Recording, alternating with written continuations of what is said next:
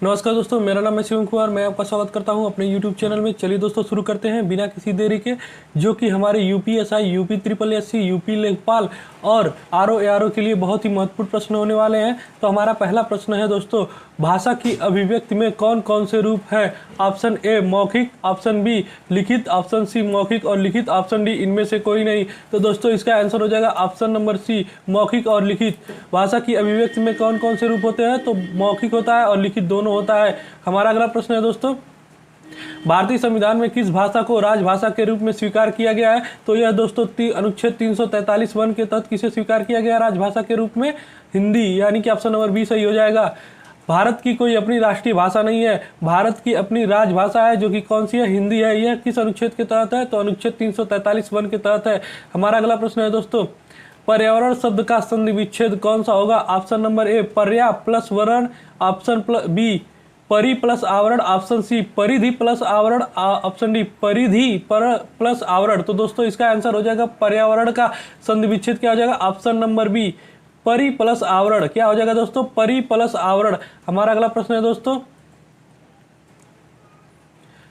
वह शब्दांश जो शब्द के पहले जुड़कर अर्थ में परिवर्तन ला देते हैं उन्हें क्या कहते हैं? ऑप्शन ए निपात, ऑप्शन बी प्रत्यय, ऑप्शन सी उपसर्ग, ऑप्शन डी संधि। तो दोस्तों इसका आंसर हो जाएगा ऑप्शन नंबर सी उपसर्ग। जो शब्द से पहले जुड़कर शब्द में परिवर्तन, अर्थ में परिवर्तन ला देते हैं वो क्या कहलाते हैं? उपसर्ग। और जो अंत में जुड़कर लाते हैं वो कौन होते हैं? प्रत्यय होते हैं।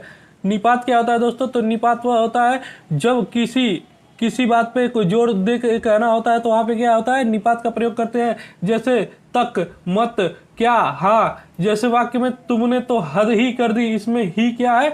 यह निपात है। और ऑप्शन नंबर डी क्या है? संधि। संधि क्या होता है दोस्तों? तो जब दो वर्डों के मेल से विकार उत्पन्न हो जाता है, शब्दों में विकार उत्पन्न हो जाता है, तो वहाँ पे क्या होता है? संधि होता है। अर्थात जो दो शब्दों यानी कि प्रथम शब्द का अंतिम वर्ड और दूसरे शब्द का पहला वर्ड जब दोनों मिलते हैं तो कोई विकार उत्पन्न हो जाता है, तो वहाँ पे क्या होता है? संधि होता है। हमारा अगला प्रश्न है दोस्तों, कौन सा युग्म संगत है? ऑप्शन ए साहित्य लहरी पद्माकर, ये गलत है दोस्तों। ऑप्शन बी लोकायतन निराला जी ने लिखा है, ये भी गलत है दोस्तों। ऑप्शन सी एक कंठ विश्वव्यापी नागार्जुन ने लिखा है, तो दोस्तों ये भी गलत है। ऑप्शन नंबर डी वैराग्य संदीपनी तुलसीदास जी ने लिखा है। हाँ दोस्तों ये सही है, ऑप्शन नंबर डी क्या हो जाएगा? सही हो जाएगा। जबकि बाकी तीनों क्या है? फॉल्स है। साहित्य लहरी किसने लिखा? तो साहित्य लहरी सूरदास ने लिखा। लोकायतन किसने लिखा? तो सुमित्रानंदन पंत ने लिखा। एक कंठ विश्वव्यापी किसने लिखा? तो यह लिखा दुष्यंत कुमार जी ने। हमारा अगला प्रश्न है दोस्तों, आजन्म शब्द का समास विग्रह है। ऑप्शन ए जीवन पर्यंत, ऑप्शन बी जीवन के साथ, ऑप्शन सी मृत्यु तक, ऑप्शन डी जब तक जी सके। तो हमारा दोस्तों ऑप्शन क्या हो जाएगा? ऑप्शन नंबर ए सही हो जाएगा, जीवन पर्यंत। हमारा आंसर क्या हो जाएगा दोस्तों? जीवन पर्यंत। आजन्म का समास विग्रह क्या होगा? जीवन पर्यंत। हमारा अगला प्रश्न है दोस्तों, कथन दिया हुआ है और तर्क दिया हुआ है, तो इसमें पूछा है कि कथन सही है या तर्क सही है। तो हमारा पहला कथन क्या है?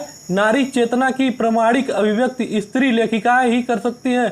तो यह दोस्तों बिल्कुल गलत है, क्योंकि नारी चेतना की प्रामाणिक अभिव्यक्ति सिर्फ स्त्री लेखिकाएं नहीं बल्कि पुरुष लेखक भी कर सकते हैं। हमारा तर्क क्या दिया हुआ है दोस्तों? स्त्री संबंधी सृजनात्मक लेखन और स्त्री विमर्श दोनों अलग है। तो दोनों ऑप्शन ये क्या दिया है दोस्तों कि स्त्री संबंधी सृजनात्मक लेखन और स्त्री विमर्श दोनों अलग होता है। हाँ दोस्तों ये सही है, यानी कि क्या हो जाएगा दोस्तों कि कथन गलत है और तर्क सही, यानी कि ए और आर दिया हुआ है। तो कथन ए क्या? ए गलत है और आर सही है, यानी कि ऑप्शन नंबर सी सही हो जाएगा। ए गलत है और आर सही है। हमारा अगला प्रश्न है दोस्तों, निम्न में से एक तत्सम शब्द छांट कर बताइए। ऑप्शन ए अनजान, ऑप्शन बी सच, ऑप्शन सी पत्ता, ऑप्शन डी घोटक। तो दोस्तों इसमें तत्सम शब्द कौन सा है? तो ऑप्शन नंबर डी सही हो जाएगा, घोटक। घोड़ा का क्या होता है? तत्सम रूप घोटक होता है। सच का तत्सम रूप क्या होता है? सत्य होता है। अनजान का तत्सम रूप क्या होता है? अजान या अज्ञान। पत्ता का क्या तत्सम रूप होता है? तो पर्ण होता है। पर्ण मीन्स पत्ता। हमारा अगला प्रश्न है दोस्तों, वर्तनी की दृष्टि से कौन सा शब्द सही नहीं है? ऑप्शन ए औद्योगिकरण, ये सही है दोस्तों। तहसीलदारी, ये भी सही है। ऑप्शन सी अस्पृश्यता, ये भी सही है। ऑप्शन डी क्या दिया हुआ है दोस्तों? अनुकर्म। अनुकर्म नहीं होता है दोस्तों, अनुक्रम होता है, यानी कि ऑप्शन नंबर डी सही हो जाएगा दोस्तों। हमारा अगला प्रश्न है, विकारी शब्द होते हैं। ऑप्शन ए संज्ञा, सर्वनाम, विशेषण, क्रिया, ये सभी विकारी शब्द होते हैं। तो इसलिए ऑप्शन ए ही सही होगा, क्योंकि संज्ञा, सर्वनाम, विशेषण और क्रिया ये सभी क्या होते हैं? विकारी शब्द होते हैं। हमारा अगला प्रश्न है दोस्तों, अब दोस्तों इसमें क्या विकारी शब्द क्या होते हैं?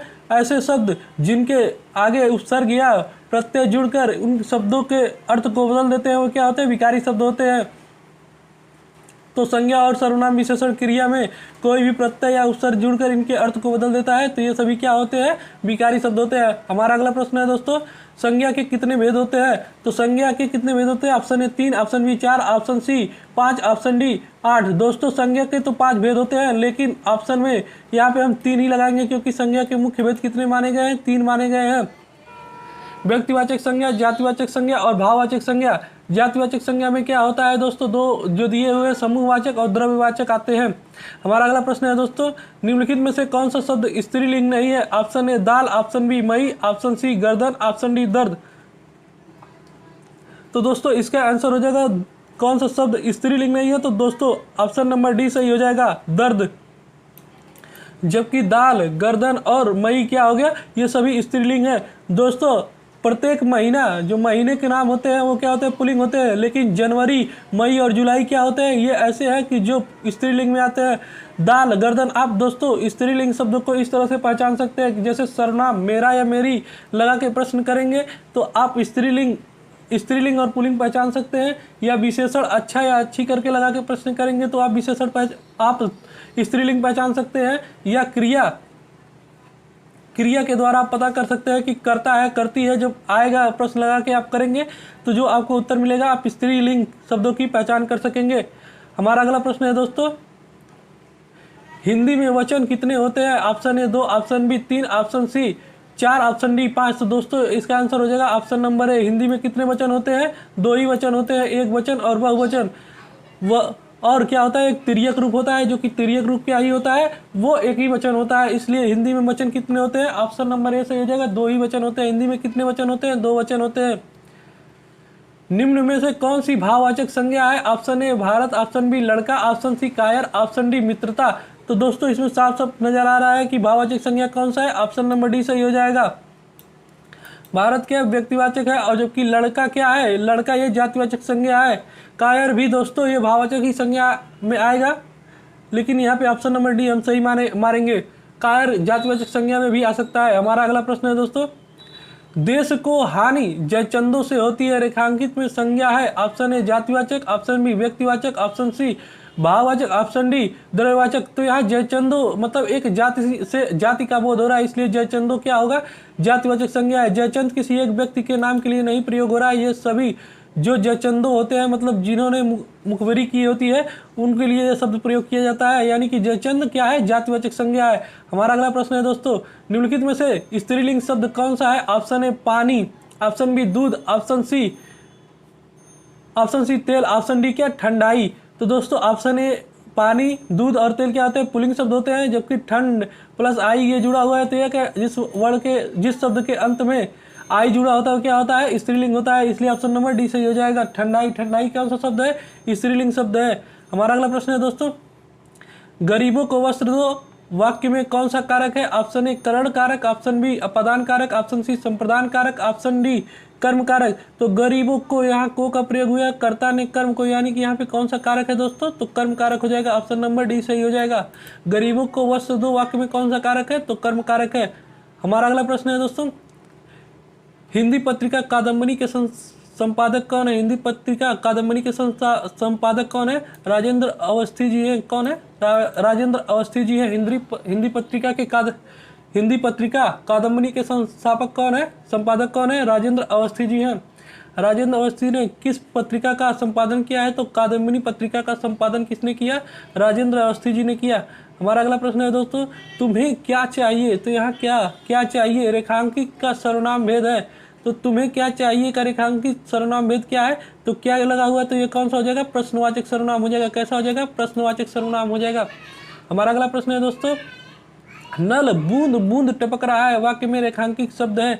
तो बूंद बूंद कैसा शब्द है? ये क्या है? क्रिया विशेषण है। ऑप्शन नंबर सी सही हो जाएगा। बूंद बूंद क्या है? क्रिया विशेषण है। ऑप्शन नंबर सी सही हो जाएगा।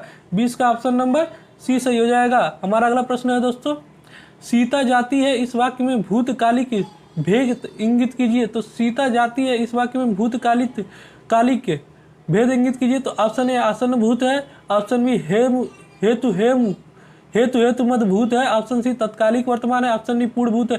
तो इसमें दोस्तों सीता अभी गई नहीं है इसलिए पूर्ण भूत नहीं होगा, सीता अभी जाने वाली नहीं है इसलिए आसन भूत नहीं होगा।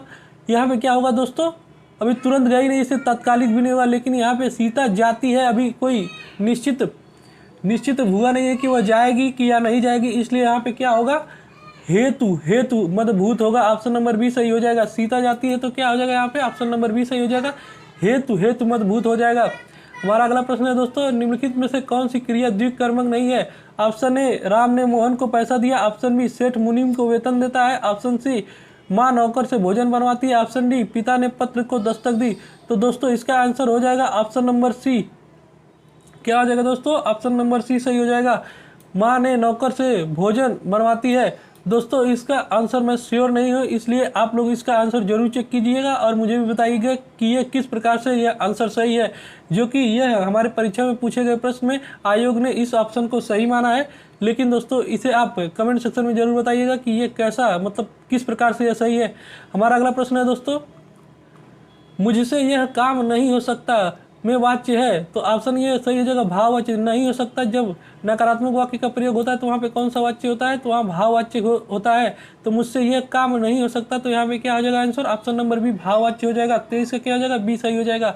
हमारा अगला प्रश्न है दोस्तों, निम्न में कौन गलत है। ऑप्शन ए आलोक का रात्रि आलोक से प्रकाश होता है, यानी दिन रात्रि हो जाएगा। अस्थावर का क्या, जंगम, यानी कि कोई वस्तु अस्थावर है, अस्थावर का विलोम शब्द क्या होता है, जंगम होता है। व्यस्त का क्या, अकर्मण्य, यह बिल्कुल मिल नहीं रहा है दोस्तों। सकारात्मक का निराशात्मक, तो ये भी दोस्तों थोड़ा थोड़ा मिल रहा है, लेकिन व्यस्त का अकर्मण्य नहीं होगा, व्यस्त का होता है दोस्तों साफ साफ, या मतलब कोई रास्ता व्यस्त है तो रास्ता खुला हुआ हो जाएगा, लेकिन यहाँ अकर्मण्य नहीं होगा, जबकि कर्मण्य का अकर्मण्य होगा। तो यहाँ पे कौन सा सही हो जाएगा दोस्तों, ऑप्शन नंबर सी सही हो जाएगा, व्यस्त।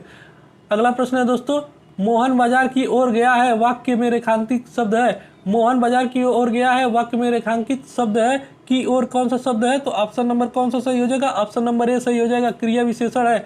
की ओर शब्द कैसा है, तो की ओर का मतलब क्रिया विशेषण है, ऑप्शन नंबर ए सही हो जाएगा। हमारा अगला प्रश्न है दोस्तों, निम्न शब्दों में रचना प्रत्यय से हुई है। तो माननीय में ये प्रत्यय लगा है, रमणीय में ये प्रत्यय लगा है, लेकिन माली में कोई प्रत्यय नहीं लगा है। दर्शनीय में ये प्रत्यय, पूजनीय में ये, श्रवणीय में इसमें प्रत्यय लगा हुआ है, यानी कि ऑप्शन नंबर बी सही हो जाएगा। दर्शनीय, पूजनीय और श्रवणीय में क्या सा प्रत्यय लगा, ये प्रत्यय लगा है, इसलिए यह ऑप्शन सही हो जाएगा, यानी कि ऑप्शन नंबर बी सही हो जाएगा। हमारा अगला प्रश्न है दोस्तों, जो शब्द क्रिया की विशेषता बताते हैं उन्हें क्या कहते हैं। तो क्रिया की विशेषता बताने वाले शब्दों को हम क्या कहते हैं, क्रिया विशेषण कहते हैं। ऑप्शन नंबर कौन सा सही हो जाएगा, सी सही हो जाएगा, 27 का। हमारा अगला प्रश्न है दोस्तों, मदन तेजी से दौड़ता है, वाक्य में क्रिया विशेषण का प्रकार बताइए। तो मदन तेजी से दौड़ता है, तो यहाँ पे कौन सा बता रहा है, रीतिवाचक बता रहा है। तेजी से क्या दर्शाता है, रीतिवाचक विशेषण दर्शाता है, रीतिवाचक क्रिया विशेषण दर्शाता है क्या, तेजी से। जबकि कालवाचक मतलब कोई समय नहीं दिया हुआ है, स्थानवाचक कोई स्थान यहाँ पे नहीं दिया हुआ है, परिणाम मतलब कोई परिणाम नहीं निकल रहा है, लेकिन यहाँ पे क्या हो जाएगा, तेजी से क्या मतलब है, यह रीतिवाचक क्रिया विशेषण हो जाएगा। हमारा अगला प्रश्न है दोस्तों, निम्नलिखित में कौन सा सही नहीं है। ऑप्शन ए कटक, कटक का क्या अर्थ होता है, प्रवाची होता है। कटक का सेना, श्रृंखला, चटाई, फौज, सेना, लश्कर, चतुरंगड़ी, चमू होता है। जबकि कर्तन का क्या होता है, कर्तन से काटना, कतरना, कातना, क्या होता है दोस्तों, 29 का, कर्तन, काटना, कतरना, कातना, ये भी दोस्तों सही है। क्या पूछा है दोस्तों, निम्नलिखित में से कौन सा सही नहीं है। तो ऑप्शन नंबर ए कटक का सेना, श्रृंखला, चटाई होता है। ऑप्शन बी कर्तन, काटना, कतरना, कातना होता है, ये भी सही है। ऑप्शन सी उपेक्षा, इच्छा, आवश्यकता, उपेक्षा यहाँ पे दोस्तों गलत है। अपेक्षा का मतलब क्या होता है, अपेक्षा का इच्छा, आवश्यकता होता है, आशा होता है, लेकिन उपेक्षा नहीं होता है। उपेक्षा का क्या होता है, अवहेलना, तिरस्कार, निरादर, अनादर, ये सब होता है। और जबकि ऑप्शन नंबर डी क्या दिया हुआ है, आब का मतलब पानी, चमक, शोभा, ये सब होता है दोस्तों, लेकिन अपेक्षा का उपेक्षा नहीं होता है। ये क्या विलोम शब्द है, यानी कि ऑप्शन नंबर सी सही हो जाएगा।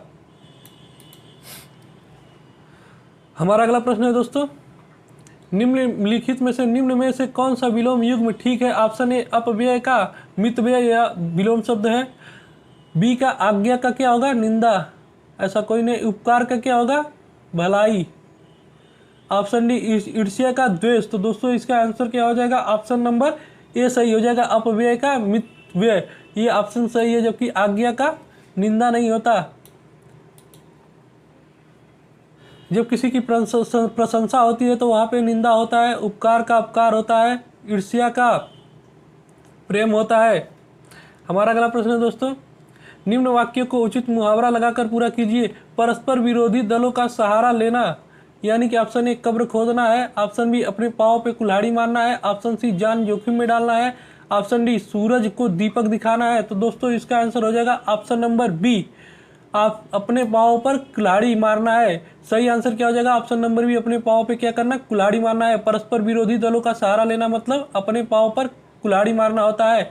हमारा अगला प्रश्न है, माथा ठनकना मुहावरे का अर्थ है ऑप्शन ए भेद खोलना, ऑप्शन बी भय से घबरा जाना, ऑप्शन सी शक होना, ऑप्शन डी पराजित होना। तो माथा ठनकना का क्या आंसर हो जाएगा दोस्तों? ऑप्शन नंबर सी सही हो जाएगा, शक होना। माथा ठनकना मतलब शक होना। हमारा अगला प्रश्न है दोस्तों 33, कौन सा शब्द बादल का परिवाची है? ऑप्शन ए जलद नीरद वारिद वारिधर जलद धन, सी जलधर नीरद पयोद, या डी वारिद नीरद मेघ। तो क्या आंसर हो जाएगा दोस्तों? ऑप्शन नंबर कौन सा सही हो जाएगा? सी सही हो जाएगा, जलधर नीरद पयोद। द जुड़ा हुआ है दोस्तों, ये क्या हो जाएगा? ये बादल का परिवाची हो जाएगा। जलद पंकज का होता है दोस्तों, यहाँ पे गलत दिया है। नीरद वारिद पयोद भी सही है, जलद। हमारा अगला प्रश्न है दोस्तों, निम्नलिखित में से कौन सी लोकोक्ति नहीं है? ऑप्शन ए अक्ल बड़ी या भैंस। निम्नलिखित में से कौन सी लोकोक्ति नहीं है? ऑप्शन ए अक्ल बड़ी या भैंस, या ऑप्शन बी अंधा क्या चाहे दो आंख, ऑप्शन सी एक अनार 100 बीमार, ऑप्शन डी सिर ओखली में दे देना। तो दोस्तों ये आंसर हो जाएगा ऑप्शन नंबर डी, सिर ओखली में दे देना। क्या होता है? ये मुहावरा होता है। जबकि अक्ल बड़ी या भैंस ये दोस्तों मुहावरा है। अंधा क्या चाहे दो आंखें, ये भी मुहावरा लोकोक्ति है। और जबकि एक अनार 100 बीमार, ये तो बहुत ही फेमस लोकोक्ति है। सिर ओखली में दे देना यह क्या है? यह एक मुहावरा है। हमारा अगला प्रश्न है दोस्तों, अर्थ के आधार पे वाक्य के कितने भेद होते हैं? तो अर्थ के आधार पे वाक्य के कितने भेद होते हैं दोस्तों? तो 8 भेद होते हैं। ऑप्शन नंबर डी सही हो जाएगा। अर्थ के आधार पे कितने भेद होते हैं? 8 भेद होते हैं। अर्थ के आधार पे वाक्य के कितने भेद होते हैं? 8 भेद होते हैं। छी छी कितनी गंदगी है वाक्य है। ऑप्शन ए संकेतवाचक, ऑप्शन बी आज्ञावाचक, ऑप्शन सी विस्मयवाचक, ऑप्शन डी संदेहवाचक। तो यहाँ संकेत का कोई बात नहीं हो रहा है, आज्ञा नहीं दिया जा रहा है, संदेह नहीं है। तो क्या हो जाएगा दोस्तों? ऑप्शन नंबर सी सही हो जाएगा, विस्मयवाचक है। छी छी कैसी कितनी गंदगी है, क्या आंसर हो जाएगा दोस्तों? तो विस्मयवाचक हो जाएगा। ऑप्शन नंबर सी सही हो जाएगा। तो दोस्तों हमारा यह टेस्ट यहीं पे समाप्त होता है। मिलते हैं आपसे नए टेस्ट में, तब तक के लिए धन्यवाद। आशा करते हैं कि आपको ये वीडियो अच्छी लगी हो। अगर आपको ये वीडियो अच्छी लगी हो तो इसे लाइक, शेयर और हमारे चैनल को सब्सक्राइब करके बेल आइकन को जरूर प्रेस कर दें, जिससे हमें मोटिवेशन मिलता रहे और हम आपके लिए ऐसी ऐसी वीडियो रोज लाते रहें। जय हिंद दोस्तों, मिलते हैं नेक्स्ट वीडियो में। धन्यवाद।